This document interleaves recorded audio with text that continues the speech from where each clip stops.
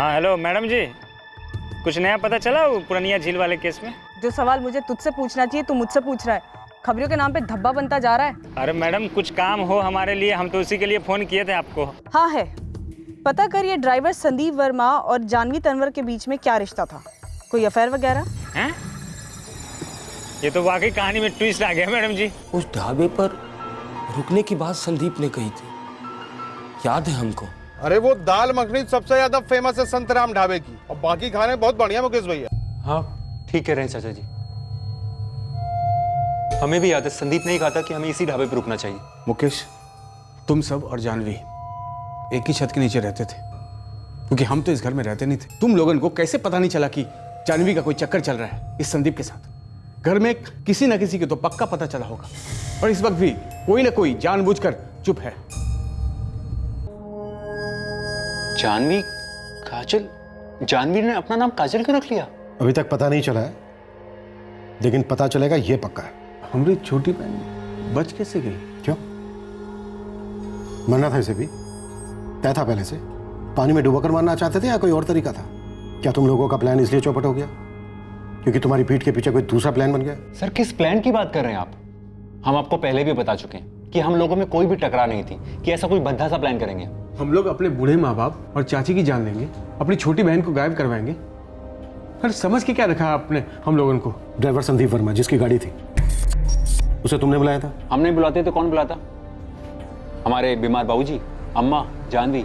हमारा पहचान वाला ड्राइवर वाला है, पहले भी कई बार हमने उसको बुलाया है, और सिकंजी गाड़ी भी 10 बार वही लेके गया था। तो हमने सोचा फकीर दौला भी वही ले जाएगा। अब इसके भी बाल की खाल निकालेंगे आप? मुकेश जी, बाल की खाल हम यहाँ नहीं निकालते, लॉकअप में निकालते हैं। संदीप वर्मा और जानवी का कोई अफेयर वफेयर था क्या? कहीं ऐसा तो नहीं है कि तुम दोनों भाई मिलकर अपने पूरे परिवार का सफाया करना चाहते थे और ये काम तुमने संदीप वर्मा को सौंपा? उसका जानवी के साथ पहले से रिश्ता था या फिर रिश्ता बन गया इसलिए उसने जानवी को नहीं मारा? आप वर्दी में, इसका मतलब ये नहीं कि आप कुछ भी बकवास करेंगे और हम सुनते रहेंगे। हम लोग ऐवे लोग नहीं है, जानकार लोग हैं, पढ़े लिखे लोग हैं। ये भद्दे आरोप कतई सहन नहीं करेंगे सर। 3 बुजुर्ग, एक बहुत ही बीमार, पानी में डुबोकर कत्ल कर दिया गया उनका। माना वो बेहोश थे, लेकिन आखिरी घड़ियों में उन्होंने बहुत तकलीफ सहन की होगी, इसलिए ये सहन वहन की बातें मेरे सामने ना ही करो तो अच्छा है, वरना यहाँ जो ये बातचीत हो रही है ना, इसे लॉकअप में लेकर जाएंगे और सहन करना क्या होता है वह अच्छी तरह से समझाएंगे। हमने अपनी तरफ से आपको सब कुछ सच सच बता दिया है। बाबूजी की बीमारी, बाबा की मदद, जानवी के दौरे, फकीर दौला के दर्शन, सब कुछ। तुमने जो हमें बताया है वो सब कुछ नहीं है मुकेश, बहुत कुछ है जो सामने आने से रह गया है, और जो रह गया है वो हमें बताएगा कि प्लान क्या था, प्लान कहां से शुरू हुआ, मोड़ कहां लिया गया, और कौन सा मोड़ था जो छूट गया।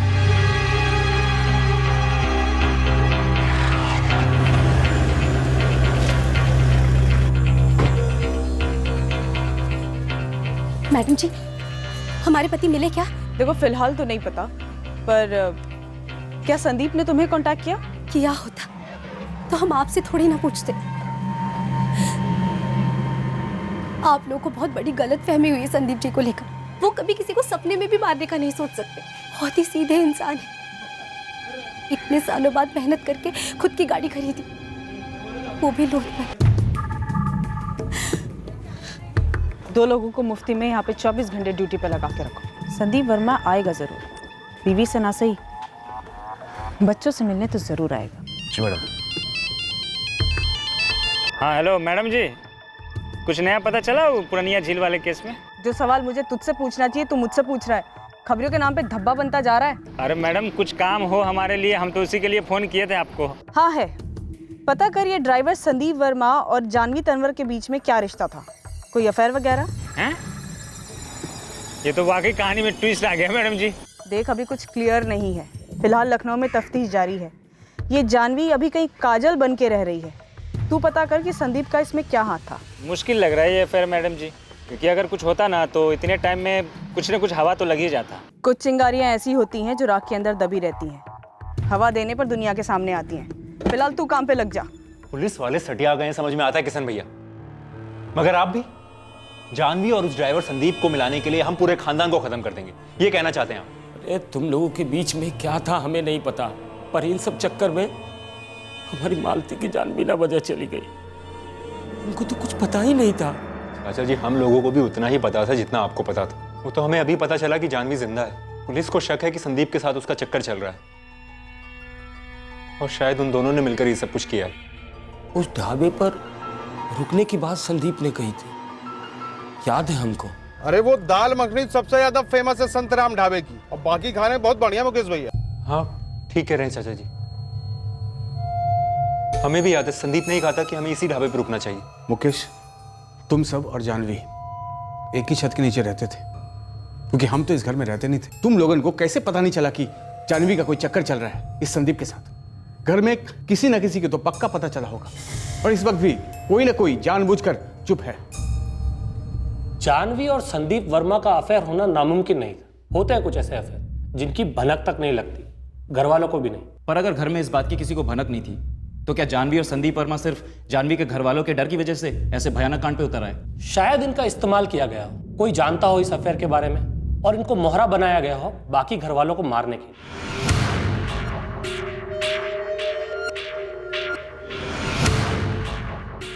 तनवर फैमिली में कोई ऐसा था जिसे पता था कि जानवी की लाइफ में क्या हो रहा है, लेकिन उसने बाकी के घर वालों को कुछ नहीं बताया। क्या सच था क्या झूठ था, यह हमें तब पता चलता जब हम ड्राइवर संदीप वर्मा तक पहुंचते, या फिर लखनऊ में जानवी उर्फ काजल तक।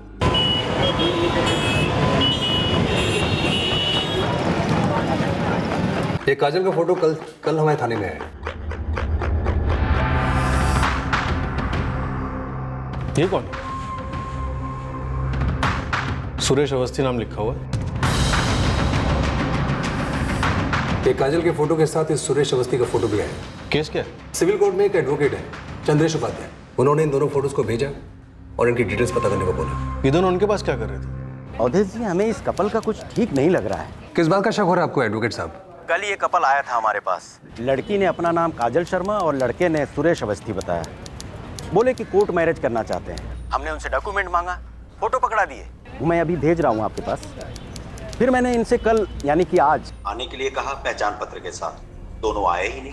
मुझे कुछ गड़बड़ लग रही है। घर भर से भागे हुए लगते हैं। लड़की काफ़ी यंग है, नाबालिग हो सकती है। जरा देखिए ना।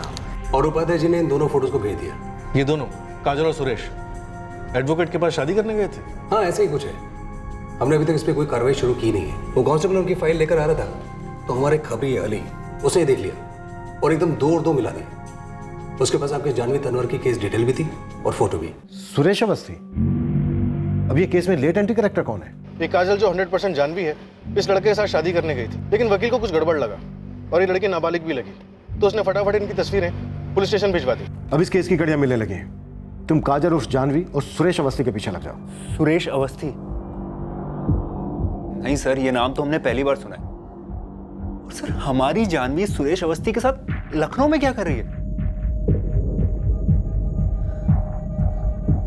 ठीक है सर। आरती, जानवी किसी सुरेश अवस्थी नाम के लड़के को जानती थी? हमको तो नहीं पता। न कभी जानवी से इस बारे में कोई बात हुई और न अम्मा ने कभी कुछ कहा। पुलिस का कहना है कि हमारी जानवी लखनऊ में काजल के नाम से रह रही है और किसी सुरेश अवस्थी नाम के लड़के के साथ कोर्ट मैरिज करना चाहती है। इसका मतलब? हम तो इस घर में रहते नहीं थे ना साहब, तो हमको कैसे मालूम पड़ेगा? अब ये सुरेश अवस्थी है कौन? इस सुरेश अवस्थी की फोटो 10 मिनट में पहुंच जाएगी हमारे पास लखनऊ से। तुम और मुकेश तुरंत यहाँ पहुंचो। अगर जानवी तनवर काजल शर्मा बनी है तो फिर हो सकता है सुरेश अवस्थी भी कोई और ही हो। अब देखते हैं तुम लोग उसे पहचान पाते हो या नहीं। ये क्या हो रहा है अपने परिवार के साथ? पहले जीवन भैया गए, फिर पापा जी की तबीयत इतनी खराब हो गई, लकवा मार गया उनको, फिर इतना भयानक कांड, और अब जानवी। पता नहीं क्या हो रहा है। पता नहीं किसकी बुरी नजर लग गई हमारे परिवार को। चुप कर! ये बुरी नजर वजह की बातें न छेड़ना। ये पागलपन साला खा गया हमारे परिवार को। मैडम, सीमापुर में किसी को भी इस संदीप वर्मा और जानवी के बीच कुछ हो, ऐसा कुछ पता नहीं चला। इस ड्राइवर संदीप को काफी अच्छा सीधा आदमी बताते हैं लोग। लालू, इस ड्रामे की कास्टिंग चेंज हो गई है। इस लव स्टोरी में संदीप वर्मा का किरदार कोई सुरेश अवस्थी निभा रहा है। ये उसकी तस्वीर। ये सेकंड हीरो कहाँ से आ टपका मैडम? ये हीरो है या विलन, ये तो वक्त ही बताएगा। और इस फैमिली में क्या चल रहा है और क्या नहीं चल रहा है, ये भी वक्त ही बताएगा। फिलहाल इस वक्त मुझे सुरेश अवस्थी का पूरा फ्लैशबैक चाहिए। सिविल कोर्ट में छोटा सा केबिन है हमारा। छोटे बड़े लोग आते हैं छोटे बड़े केस लेकर। परसों का दिन था और हम बैठे थे, चाय पी रहे थे। जैसे कि अभी नमकीन मंगाए? यहाँ बहुत अच्छी नमकीन मिलती है लक्ष्मी हलवाई के यहाँ। जी नहीं शुक्रिया। दरअसल हमें काजल शर्मा और सुरेश अवस्थी के बारे में पूछना था। आपने सिटी पुलिस को उनकी फोटो देकर हमारे एक बहुत ही पेचीदा और विचित्र से केस की कड़ियाँ जोड़ी। ये तो बहुत अच्छी बात है ना जी। प्लीज आगे बताइए। चाय पी रहे थे तभी वो दोनों इंटर किए हमारे केबिन में। और लड़के की उम्र लगभग 25 साल थी, सुरेश अवस्थी नाम था, और लड़की की उम्र कुछ कच्ची थी। आइए बैठिए, बताइए क्या सेवा करें? वो हमको शादी करनी है। बाहर किसी से पूछा तो कहा कि आपसे मिलने के लिए। देखिए केबिन छोटा है हमारा, लेकिन केस कोई छोटा नहीं होता हमारे लिए, और न कोई केस बड़ा होता है। घरेलू झगड़ों से लेके डाइवोर्स तक सब यूं ही हल कर देते हैं हम। बीच बीच में शादी वादी भी आ जाती है। तो कब कर सकते हैं शादी? यहाँ झट मंगनी पट ब्याह नहीं होता कोर्ट में। एक अर्जी देनी पड़ती है, कागजात सबमिट करने पड़ते हैं, तब जाके कोर्ट से डेट मिलती है। थोड़ा बहुत वक्त तो लग ही जाता है, और थोड़े बहुत कागजात। फोटो लाए हैं आप लोग?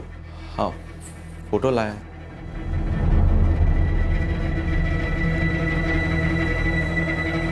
और कोई पहचान पत्र जैसे आधार कार्ड, पैन कार्ड, पासपोर्ट? ये फॉर्म भरना होगा दोनों को।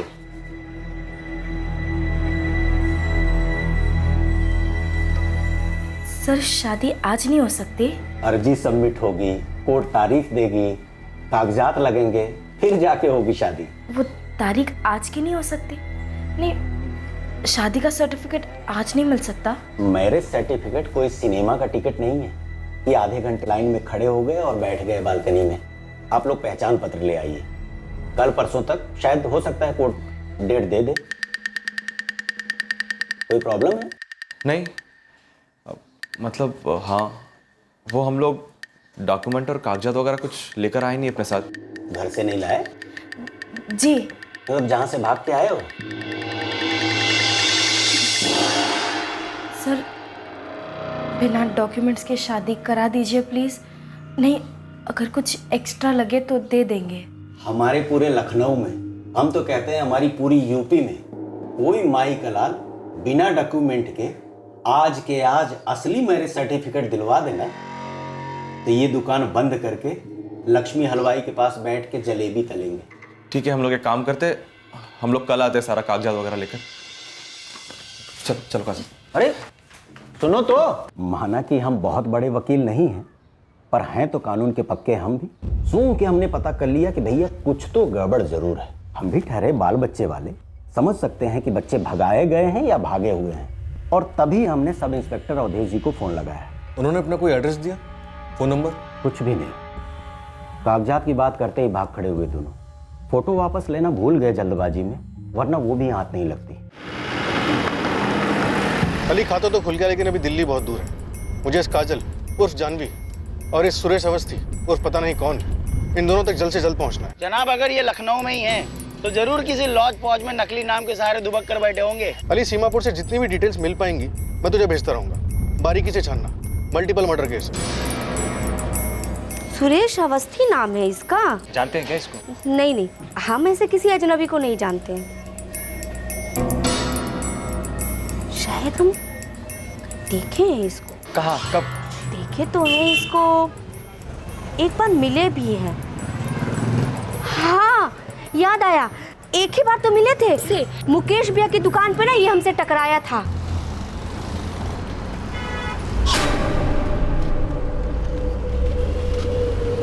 मुकेश के दुकान पे ही क्या कर रहा था? अब ये बात हम आपको कैसे बता सकते हैं? ये बात या तो आपको मुकेश भैया बताएंगे, और नहीं तो ये लड़का बताएगा। ये बंदा है सुरेश अवस्थी। ये सुरेश अवस्थी? नहीं सर, इसका नाम तो जुनैद है, ये मैकेनिक है। कहाँ काम करता है? सर सीमापुर में हमारी दुकान है, उसके सामने मुर्तजा का गैरेज है, ये वहाँ पर काम करता है। हाँ, हमने भी अपनी बाइक इससे बनवाई है। लेकिन सर ये सुरेश अवस्थी हमारी जानवी के साथ? अरे भैया हम कह रहे हैं ये कोई सुरेश अवस्थी नहीं है। अरे भैया ये है जुनैद सिद्दीकी, हमारा मैकेनिक है। ये सायरागंज में रहता है, शादीशुदा एक बच्चे का बाप है। लखनऊ में कोई रिश्तेदार भी है क्या इसका? भैया वो तो हमें नहीं पता है, लेकिन उसकी जो बीवी है ना शबनम, वो सायरागंज में ही रहती है, वो बता सकती है आप। आपका जुनैद कब से गायब है? अरे नहीं भैया, गायब वायब नहीं है। अभी एक हफ्ता पहले अचानक से आकर बोला कि भैया नौकरी छोड़ रहे हैं, सायरागंज में अपनी बीवी बच्चों के पास रहेंगे। तो वहीं पर अपना गैराज खोलने की बात कर रहा है। अपना काम शुरू करना चाहिए, बिला शक शुरू करना चाहिए, लेकिन ऐसे अचानक से कैसे? अगर 1-2 महीने पहले तुमने बता दिया होता तो हम तुम्हारी जगह किसी और को बुला लेते। सॉरी मुर्तजा भाई, बोलना चाहिए था, लेकिन सब कुछ एकदम अचानक से हो गया ना, इसलिए। अचानक से क्या हो गया भाई? मेरा मतलब सब खैरियत? हाँ हाँ, सब खैरियत। वो हमारी बेगम है ना शबनम, वो अचानक से अकेली पड़ गई है। उसकी अम्मी उसके बहन के यहाँ चली गई, तो हमने सोचा कि जब जाना ही है तो अभी क्यों ना चले जाएं। बस वो ये बात बोल के निकल के चला गया। शादी? सर कुछ गलत फहमी है, या फिर कुछ खिला दिया होगा इस जुनैद ने हमारी जानवी को।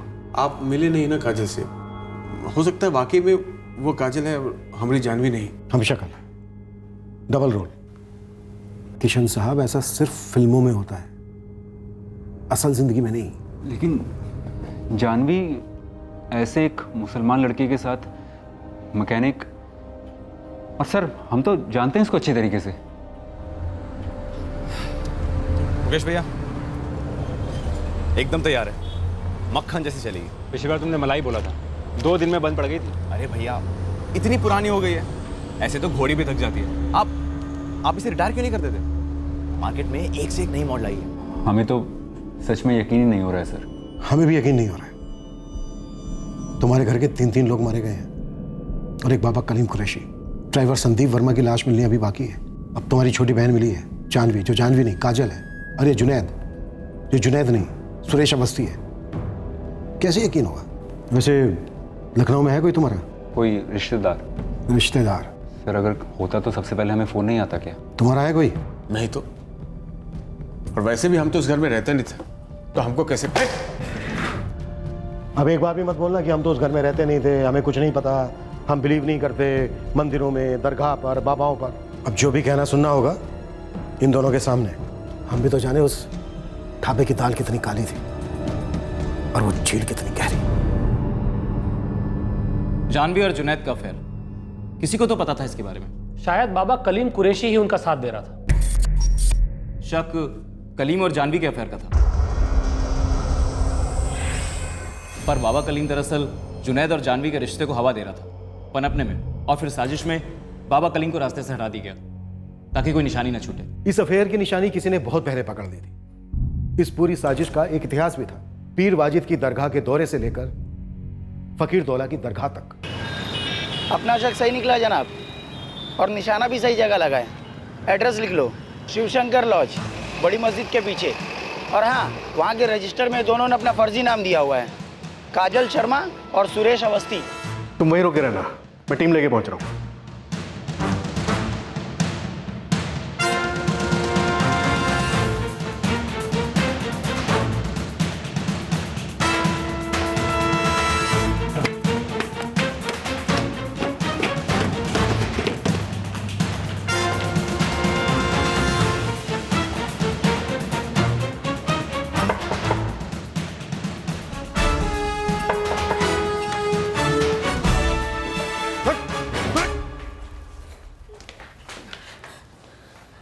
पूछो हमसे कि हमें कैसे पता कि तुम उस गाड़ी में नहीं थी जो उस झील में धकेली गई।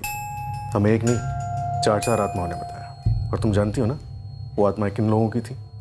तुम ये भी जानती हो कि तुम जानवी तनवर से काजल क्यों बनी, और ये जुनैद से सुरेश अवस्थी क्यों बना। तुम सब कुछ जानती हो, और वो सब कुछ अब हम तुमसे जानेंगे।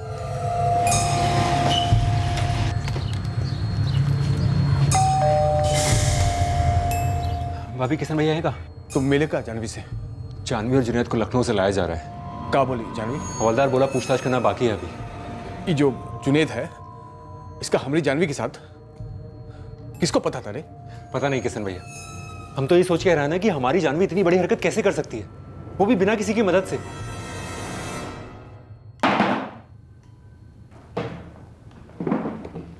देखो, तुरंत अभी के अभी तो तुम दोनों की शादी होने से रही। 5 मर्डर्स का शक है तुम दोनों पर। बेहतर होगा सब कुछ मतलब A to Z सब कुछ सच सच बता दो। प्लान क्या था और कौन हेल्प कर रहा था तुम्हारी? संदीप वर्मा था। कहाँ है वो इस वक्त? या बाबा कलीम कुरैशी था? बोलो जानवी।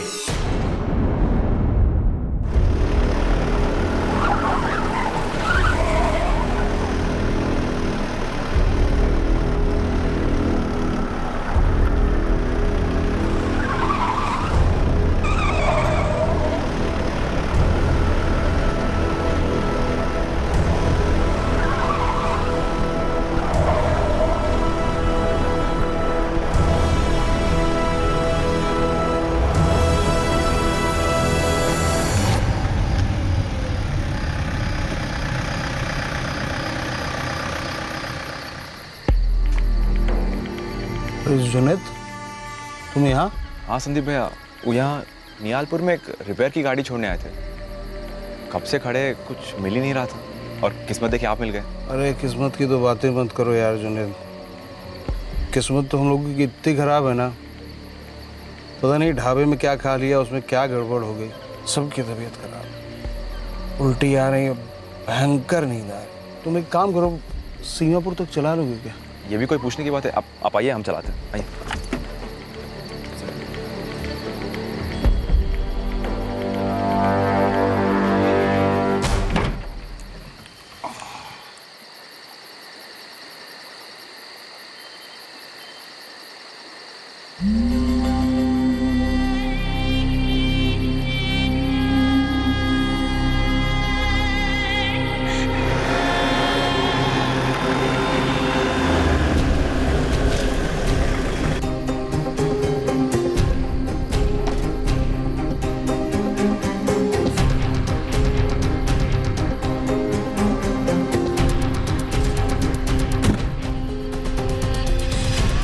चुप जाओ, हम काम खत्म करके आते हैं।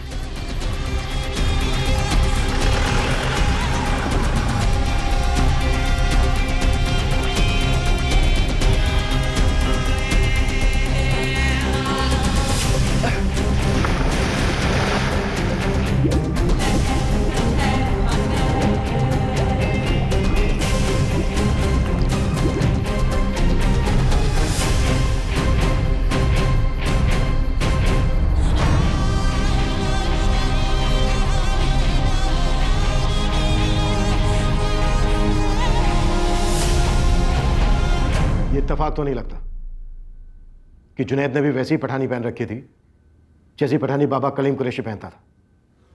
ये सब कुछ पहले से प्लान था।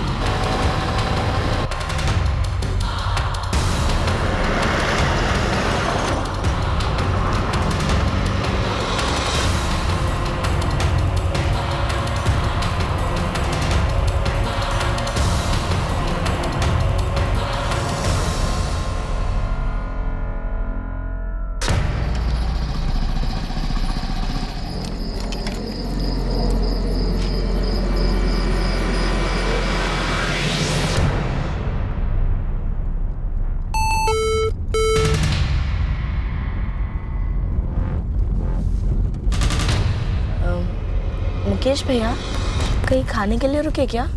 अरे वो दाल मखनी सबसे ज्यादा फेमस है संतराम ढाबे की, और बाकी खाने बहुत बढ़िया मुकेश भैया, वहीं खाते हैं। हाँ, रात 9 बज गया है तो खा ही लेते हैं। बाबूजी की भी दवाई का टाइम हो गया है ना, तो कुछ खा लेते हैं।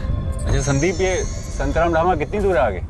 अरे बस यही रहा, 2 मिनट में आ जाएगा। तो ये भी इत्तेफाक नहीं था कि खास उसी संतराम ढाबे पर गाड़ी रोकी गई और गाड़ी का पीछा किया गया। और तू जुनैद, जाहिर सी बात है ढाबे पर खाने में नींद की गोलियां तूने मिलाई। अब हम बेसब्री से ये जानना चाहते हैं कैसे।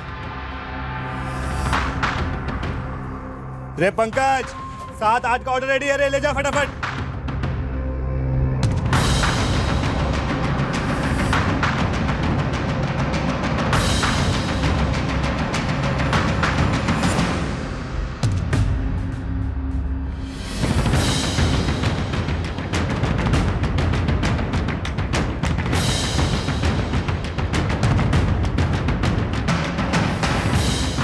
जानवी, ये तो साफ हो गया कि उस दिन ढाबे पर तुमने वो खाना नहीं खाया, लेकिन तुम्हारी भाभी आरती ने भी वो खाना नहीं खाया। क्यों? क्या वो भी साजिश का हिस्सा थी? भाभी खाइए ना थोड़ा सा। हमारा सच में बिल्कुल मन नहीं है जानवी। क्या तुम्हारा भाई मुकेश इस प्लान का हिस्सा था, इसीलिए वो आरती के साथ पीछे रह गया? हम अम्मा और बाबूजी को लेकर घर जाते हैं। ठीक है, तुम लोग निकलो तुरंत। तुम्हारे चाचा जी लघुतन वो संयोग से बच गए और उनकी पत्नी मालती बेवजह बेमतलब की मारी गई। कि हो क्या रहा था जानवी? क्या बाबा कलीम कुरैशी ने खाना खाया था? क्या वो भी इसी प्लान का हिस्सा था, इसी वजह से मारा गया? ये प्लान फकीर दौला दरगाह पे जाने की रूहानी मांग से पहले ही बनाया गया था क्या?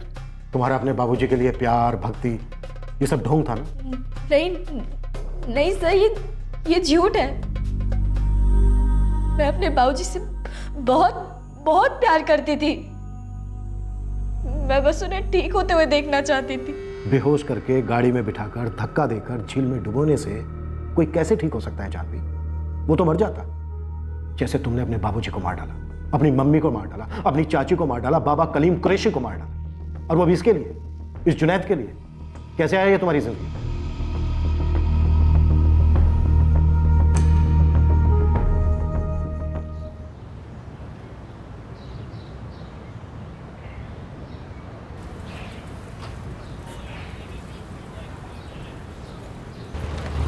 भैया आपका डब्बा। हाँ ला।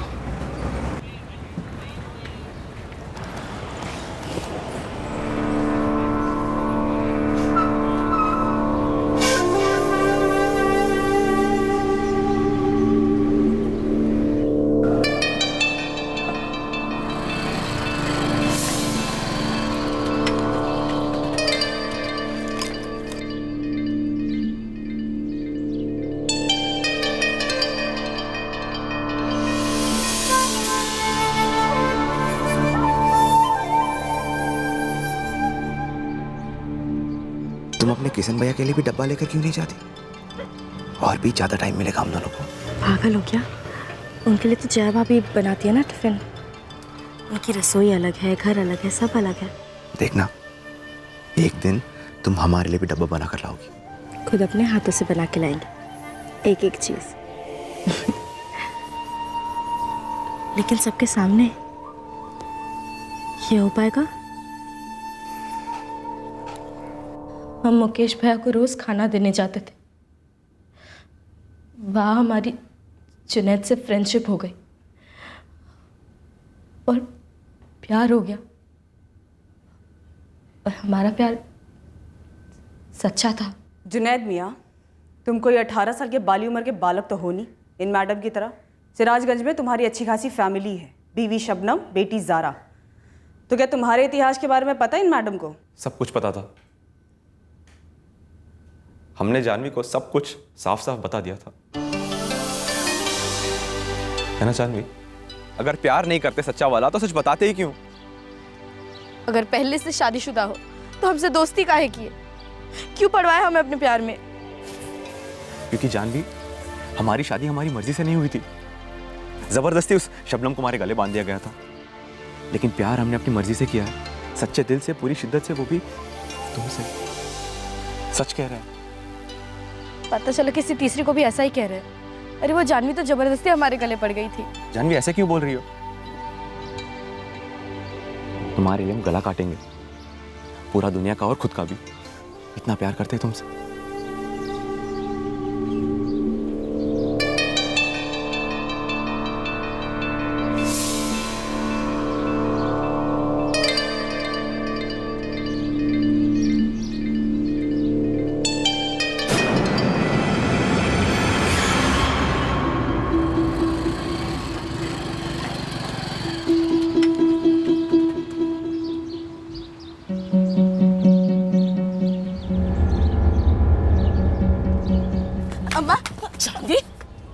ये क्या कम था कि तेरे बाबूजी को लकवा मार गए और तू यहाँ खानदान का नाम बर्बाद करिए, वो किसी और बिरादरी के लड़के के साथ अपना मुंह काला करा के। हम दोनों एक दूसरे से बहुत। हम तेरा मुंह तोड़ देंगे अगर ये प्यार व्यार का नाम लिया तो। ये प्यार व्यार की ABCD भी पता है तुझे? और तेरे बाबूजी, उनको पता चल गया ना, वो वहीं के वहीं मर जाएंगे और तेरे भाई खून की नदियां बहा देंगे सीमापुर में। खा हमारी कसम, आज के बाद तू उस लड़के का नाम नहीं लेगी। जानवी, हम सबको बोल देंगे और खुद जहर खा लेंगे। हम कसम खाते हैं नहीं मिलेंगे जुनैद से। उसका नाम भी नहीं लेगी। नहीं लेंगे। तेरे भाइयों से बात करके जल्द से जल्द एक अच्छी बिरादरी का लड़का ढूंढवाएंगे तेरे लिए और फिर तेरा ब्याह कर देंगे। एहसान मानेगी हमारा कि किसी दिन ऐसी कसम दिलवाई थी। हमने कसम तोड़ दी। दरअसल हमने दिल से तो खाई नहीं थी। हमारे दिल में तो बस जुनैद था। पर जुनैद से मिलना बहुत मुश्किल हो गया था। कम से कम सीमापुर में तो बहुत ही मुश्किल। फिर कहाँ मिलते थे? सिकंजगढ़। पीर वाजिद की दरगाह पर, जहाँ तुम लोग 10 बार गए थे। मानो भगवान का हमारे लिए भेजा गया एक मौका था कि मुकेश भैया उस बाबा कलीम को घर ले आए। वहाँ सिकंजगढ़ में सबसे दूर, छुपके ही सही, हम दोनों बड़ी आराम से मिल लेते थे। हम अभी दरगाह जाके आते हैं। हम अभी तो होके आए और खाने का टाइम हो रहा है। हाँ जानवी, और हमें कल फिर से जाना है। हमारा मन कर रहा है और हम जल्दी आ जाएंगे।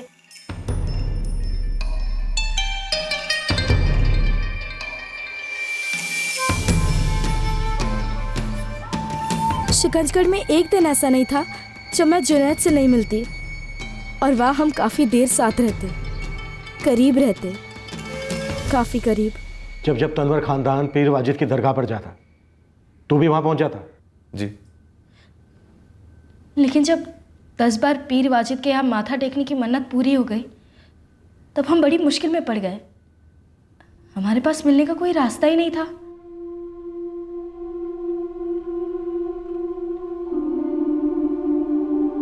हम चले? पक्का सिर्फ 10 चक्कर बोला था उस बाबा ने यहाँ का, और 10 नहीं बोल सकता था वो? अगर और 10 कहते तो उसके बाद हमारा क्या होता? पता नहीं क्या होता, तुम बताओ। क्या होना चाहिए ये बता सकते हैं, पर क्या होगा ये जानते हैं। क्या? जुनैद हमारा परिवार कभी नहीं मानेगा। वो हम दोनों को एक नहीं होने देंगे। तो तुम्हें यूं अलग अलग रहना कबूल है, किसी और की बीवी बनकर? नहीं। तो फिर? तुमने कहा था ना कि तुम हमारे लिए मर भी सकते हो और मार भी सकते हो। हम आज भी वही कहेंगे, हम तुम्हारे लिए कुछ भी कर सकते हैं, किसी भी हद तक जा सकते हैं। ये बाबा कलीम कुरैशी एक नंबर का फ्रॉड है। वो यहाँ के क्या, किसी भी जगह के 100 चक्कर कटवा लेना, तब भी बाबूजी ठीक नहीं होने वाले। मतलब तुम उस बाबा कलीम कुरैशी को मार डालना चाहती हो? नहीं, बाबूजी को।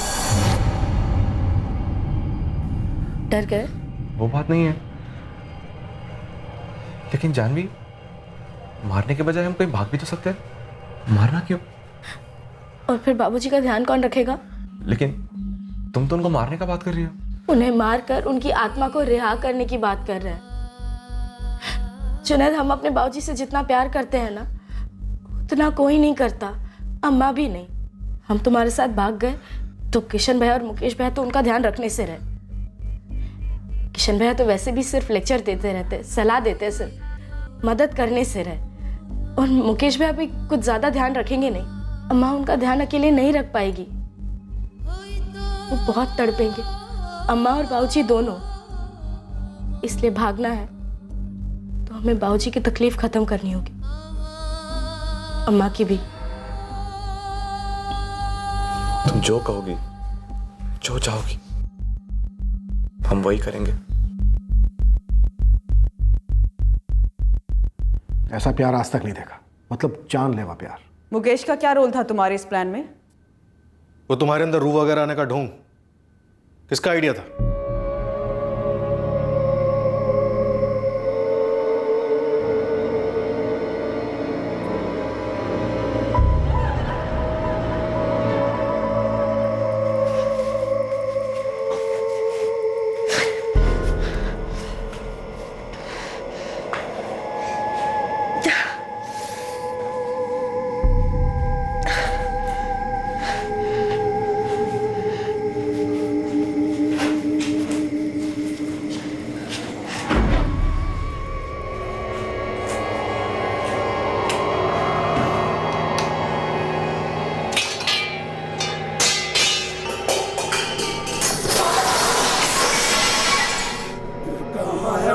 नौबत कमीना?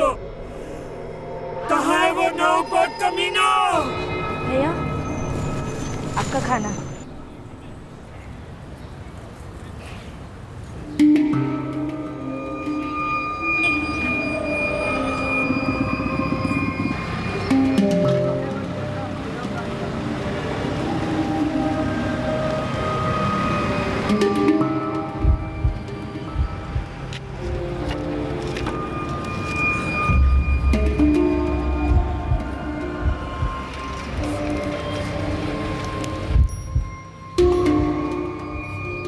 रूहानी मिशन कामयाब। हम फकीर दौला की दरगाह जाने वाले हैं। ये ढोंगी बाबा कलीम कुरैशी बुरा फंस गया, थोड़ा डरा हुआ भी है। उस पाखंडी को लग रहा है कि सच में हमारे अंदर रूह आती है जो फकीर दौला जाने की मांग कर रही है। हम सबके जाने का प्लान बना है, तुम पीछे पीछे आना। तो प्लान पूरी फैमिली के सफाया का था, किशन और जया को छोड़कर। उन्हें तो मेरी वैसे भी कुछ पड़ी नहीं थी। अगर सब चले जाते और सिर्फ वो रह जाते तभी वो मेरी और जुनैद की शादी में टांग नहीं अड़ाते। ज़्यादा से ज़्यादा क्या करते, तो लेक्चर देते। और चाचा चाची ने तुम्हारा क्या बिगाड़ा था? कुछ नहीं, उनको मारने का प्लान नहीं था। वो तो अचानक आदम के घर पे उस सुबह वो जिद करने लगे कि वो भी चलेंगे फकीर दौला। बाबूजी ने कहा कि ले चलते हैं और हम कुछ नहीं कर पाए। और वो ढोंगी बाबा कलीम, उसे भी मारने का कोई प्लान नहीं था, पर वो भी बेवजह चिपक गया। कहने लगा कि हम खुद चलेंगे फकीर दौला की दरगाह पे। तो तुम्हारी आरती भाभी की सच में तबीयत बिगड़ी थी, इसलिए मुकेश उनके साथ पीछे रह गया था, और तुम्हारे चाचा रघु भी, इसलिए वो सबके सब बच गए। और ड्राइवर संदीप वर्मा, वो भी बेकसूर। वो इसलिए मारा गया कि वो भी तुम्हारे साथ था। इतने सारे अपनों की, परायों की लाशों पर खड़े होकर तुमने इसके साथ गृहस्थी बसाने की सोची? सोचा अपना नाम बदलकर, शहर बदलकर तुम्हारे सारे जुर्म, सारे पाप धुल जाएंगे? अबे जुनैद, तेरी बीवी तेरी मिसिंग कंप्लेंट लिखवाती तो पुलिस तेरे पीछे पड़ती पड़ती? नहीं पड़ती। हम शबनम और जारा दोनों को ही छोड़ चुके थे। अब वो हमारी जिंदगी का हिस्सा नहीं है। बेटा, तेरी खुद की जिंदगी भी तेरा हिस्सा नहीं है। 5 मर्डर्स के इल्जाम हैं तुम दोनों पर। उमेश तनवर, माधुरी तनवर, मालती तनवर, बाबा कलीम कुरैशी, ड्राइवर संदीप वर्मा जिसकी लाश मिलनी अभी बाकी है। इन 5 लोगों का भयंकर तरीके से मर्डर किया तुम लोगों ने। जानवी, तुम सच में 18 क्यों ना? तुमने ये कैसे सोच लिया कि तुम अपने पूरे परिवार को मारकर चैन की जिंदगी जी सकते हो? तुम्हें डर नहीं लगा कि उन सब की आत्माएं, रूह तड़पाएंगे तुम्हें? सर, अगर हम जुनैद से शादी ना करते और अम्मा के किसी बताए लड़के से शादी कर लेते तब भी तो हम तड़पते ना। अगर हम जिद करते कि हमें सिर्फ जुनैद से शादी करनी है तो वो हमें मरवा देते, और फिर आप यहाँ बैठ के हमारे परिवार वालों से ये सवाल करते कि अपनी बेटी को मारकर आप लोग चैन से कैसे जी पाएंगे? सही ना सर?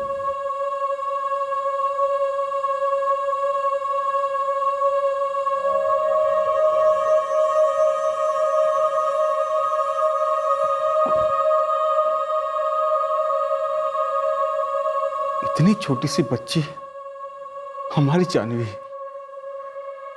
ऐसा कर गई। वो तो तकदीर से हम बच गए, वरना हम आरती, चाचा जी, हम भी झील के अंदर होते, गाड़ी में। इस जोड़े को सख्त से सख्त सजा तो होगी, लेकिन एक तरह से ये केस रिवर्स ऑर्डर किलिंग का हो गया। इंटर बिरादरी जोड़े ने अपने खानदान की मर्जी का अनुमान लगाकर पूरे खानदान को ही खत्म कर दिया। और ये लड़का जुनैद, कोई प्रीवियस क्रिमिनल रिकॉर्ड तो नहीं था इसका? नहीं था, ऑब्वियसली लड़की का भी नहीं था। और यही हमारे लिए शॉकिंग था कि ये दोनों फर्स्ट टाइम क्रिमिनल्स इतने बेरहम कैसे हो गए। धर्म, जात, स्टेटस, बतौर पुलिस ऑफिसर्स हम समाज की इन हकीकतों को कैसे बदल सकते हैं? फ्रैंकली हमें नहीं मालूम। लेकिन जब ऐसे घरेलू क्राइम्स होते हैं तो घर की 4 दीवारों में पनप रहा उबलता लावा स्पॉटलाइट में आ जाता है। घरेलू दुश्मनी, गुस्सा, जोर जबरदस्ती, झूठी प्रतिष्ठा, ये सब का उबलता लावा एक जुर्म का रूप ले लेता है। समाज पर टिप्पणी करना हमारा काम नहीं है, लेकिन जुर्म और समाज ऐसी गहराई से आपस में जुड़े हैं कि अक्सर लगता है सब्जेक्ट पर सीरियस थिंकिंग और सख्त एक्शन की जरूरत है।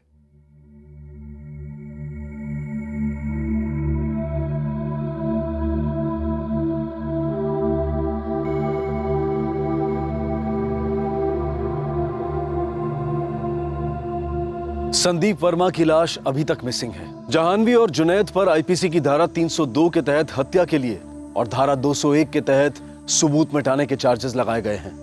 फिलहाल दोनों जुडिशियल कस्टडी में हैं। हम सब इंसान तो हैं, लेकिन इंसानों में धर्म, जाति, वर्ण वगैरह के कारण भेदभाव एक हकीकत है जो हमारी पहचान बनती है। और ये सोच सिर्फ हमारे देश तक ही सीमित नहीं है, ये एक यूनिवर्सल एहसास है।